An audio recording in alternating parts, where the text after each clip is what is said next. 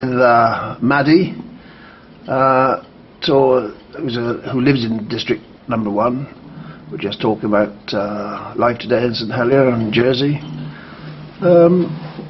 You're retired now, but what do you make of it all? I mean, economically is the first question most people ask in Jersey. Economically, what's it like being a retired person in Jersey?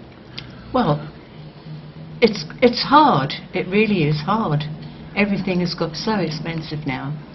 You know, it's getting to the stage when it's getting too expensive to live here.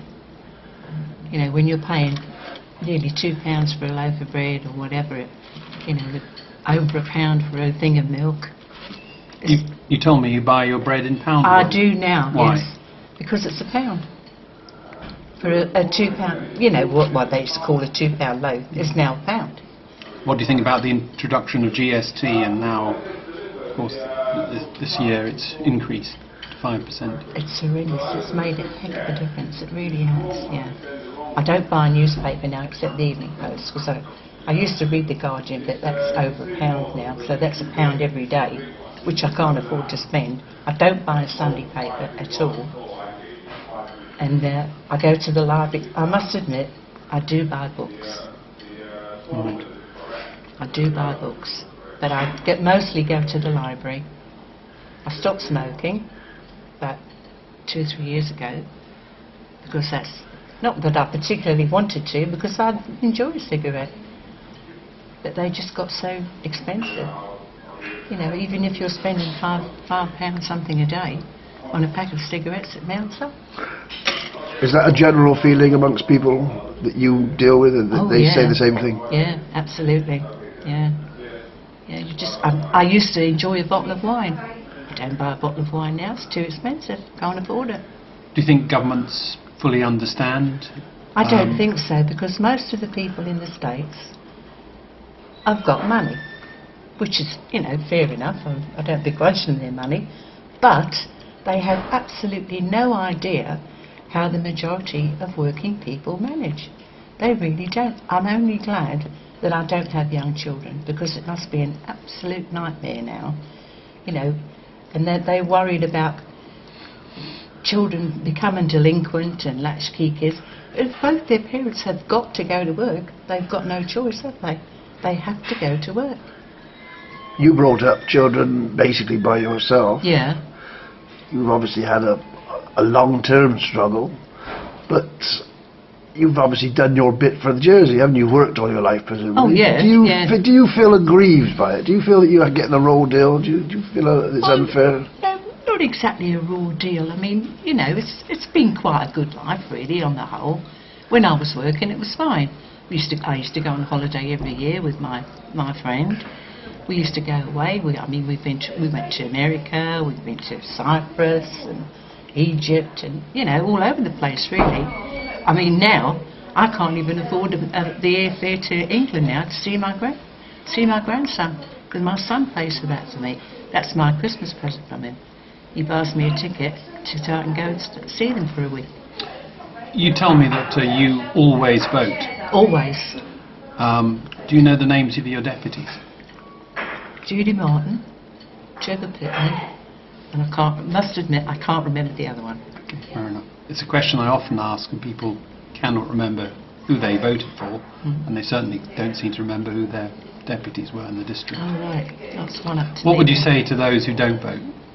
Get your finger out and get voting. That's the only way you're going to get rid of this fairly useless lot of politicians, and vote in some people who know what it's like to be, you know, living sort of on the cusp between poverty and just getting to the end of the week, you know, living from one paycheck to the next. That's all you can do. I mean, I've got no savings.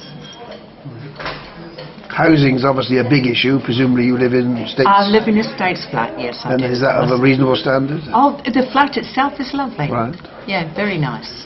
And is the rent an affordable rent, or is it? Well, my rent is paid Right. by the housing, or by the income support group, or whatever they're called, the social security. People generally, what are their housing that you deal with? Do they have adequate housing? Most of the people I know have got quite nice flats, I must admit. Haven't seen inside all of them, obviously. Right. But the ones where I am are very nice. Are they Nice. recently built? I'm trying to think when I moved in. Must have been 1990 something. I can't remember exactly. It's when they were first built. There'd be nobody in. They were new when I moved into mine. We hear a lot of complaints about immigrants coming into Jersey. Now, they get the worst end of the deal because they have to put up with the worst possible housing accommodation. Yeah. Do you meet many immigrant people? Is it something Well, I you... mean, we've got a lot of Portuguese people live up in our flats, which are perfectly fine with me. There's the Portuguese girls that work in the supermarket on the corner of Pier Road. Yeah, on the whole, they're perfectly fine. They don't bother me. I don't bother them. You know. Because some people resent it. You're Jersey-born. You've lived here all your life. Some people seem to resent having immigrants here. Is that something that obviously it's not something that affects you? You don't think that way. No, it doesn't bother me at all. I don't care. One way or the other, as long as they leave me alone, I'll leave them alone. You know, if they want to talk to me, they do. If they don't, they don't. But most of them, you know, the few acquaintances I've had, they're mostly very nice people. They're just trying to earn an honest living like the rest of us. Nick mentioned the names of your local deputies. I mean, obviously you've got at the moment you've got potentially 12 senators, you've got a constable, and 3 deputies to represent you in the States. Do any of them ever come knocking on your door and ask you how you're doing? Never. No. No, only election time. Only election. And then you only see the odd one. I think Trevor Pittman came the last time of elections, and no, that's it really. Never see a soul unless it's like, you know, a few weeks before the election. And of course the old story is that the senators, it's an all-island mandate, but the instinctive reaction when I hear when you say, who are your deputies? You don't say, who are your senators, do you? You don't think, I mean, there's 12 senators there. Do you relate to them at all? Do you Not think? really. No. No. But I do think it's all wrong that they're dropping 4 senators. I think that's completely outrageous because it's taking away your franchise. So, you know, you're losing that ability to make your choice. You've got I think it's all wrong. You've got a former bailiff, Sir Philip Balash, who's going to stand as senator. What do you make of that?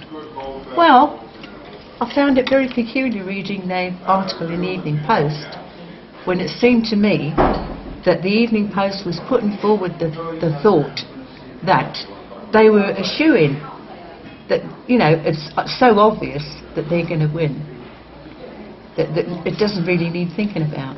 Do you think you're being taken for granted? I do, I really do, and I won't be voting for any of those. Right. I'm sorry to say. I really won't. Of course, the role of the bailiff is a rather strange one. It's an unusual situation. Is that, and again, your... It should be completely separate. The judiciary and the politicals should be completely separated. Do you discuss these issues with neighbours or anybody? Because it's a very strange society, isn't it, Jules? There's not much political discussion takes place. No, not a lot, no. You know, you start talking about politics. Oh, don't talk about politics or religion, it only leads to arguments.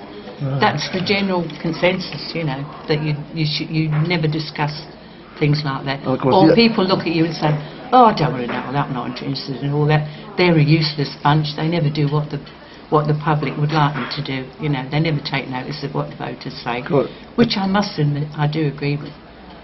But then if you don't say anything, you don't change anything, do you? We also supposedly live in a Christian society. Does that mean anything to you? Absolutely nothing. I'm not a believer. Does the Dean ever come knocking on your door and asking you how you are? No, never. No, never. Would you want him to? No. I'm not a believer, so it would be hypocritical of me to say otherwise. Because they've spent a lot of money on restoring the town church, a lot of parish money as well. Would you have any thoughts on that? Do you think that's desirable? Not really. I suppose as a historical monument, I suppose it has to be kept in good order. But that's about all I can say for it, really. I mean, I'm not a churchgoer, so I don't really have that much of an opinion about that. You're a senior citizen, or whatever they call I am. elderly people today. I am. Do you think the state's representation, too many old people in the states or too many young people in the states? Well, what do you think there were from an age point of view? Is it an issue? I don't know really.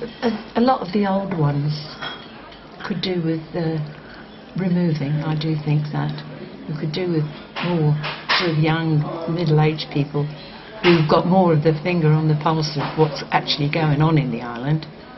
What do you think about this traditional 3 categories of states member? I think it's ridiculous. Why? I mean, why have 3 categories? What's the point of that? They're all doing the same job, aren't they? Or supposedly doing the same job. But I think it's just mad. It should be either all senators or all deputies, and leave it at that. There should be. I don't think there should be any distinction between the 3. It's just stupid. And another thing, excuse me for being annoyed, is why is it being taken for granted that Philip Joseph is going to be the new Chief Minister? I do think that's very, very wrong, and I do think people should be given a chance to vote for who they would prefer to be the Chief Minister, and not just it's Buggins' turn. Yeah. You know. So the general public should vote for the Chief Minister? I believe they should. Yeah, I really do. How representative do you think the states are of public opinion in the Well, they're not representative at all, really, are they? With very few exceptions. Who do they represent? Well, they represent themselves in the finance industry and the business community. But for people like me, they're a complete waste of space. We better end there because the ticker is telling me our time's up, but it's most interesting talking to you. Thank you very much. Okay.